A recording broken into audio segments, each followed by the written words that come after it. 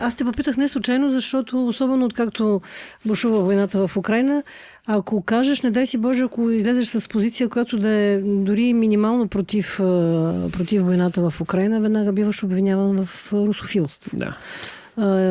И тогава ти е трудно да обясниш, че всъщност го правиш от чисто хуманна и практична гледна точка, не защото имаш симпатии към едната или към другата страна. Другия вододел е отношението за войната в Газа. Нали, за войните на Израел, тъй като нещата са изключително еквивалентни. Значи не може да подкрепиш руснаците да си вземат земите, обаче да си против Израел или обратното, нали, защото всякакви позиции се взимат. Тоест имаш ли принципна позиция против агресивните войни или нямаш?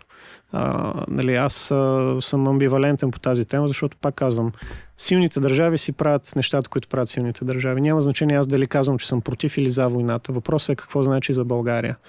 За България това, което значи според мен е, че ние навлизаме в едни турбулентни времена, в които не може да разчитаме на НАТО, че ще ни пази, не може да разчитаме на Турция, че ще си седи в Турция, не може да разчитаме на американците, на руснаците, че няма да почнат да водят военни действия на място на България. И се опитвам да разсъждавам последния начин. Какво би намалило възможността тук да се водят военни действия? Какво би намалило възможността българските момчета, които и без това са много малко, искаме да са повече, дали пращат на някой фронт, независимо къде.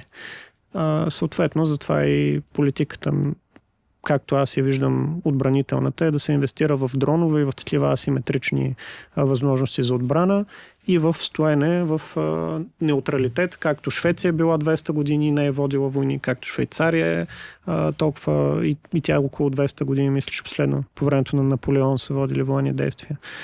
Тоест, защо България да не е в подобна позиция? Аз не виждам. Време беше неутрална, но както влезе в НАТО, вече започна да съжалява за това, че там отстъпила своя неутралитет. Те са се били с съветите преди това, но що България да не може да? Аз не виждам защо да не може да. Винаги има оправдания, че не можело. Защо да не може?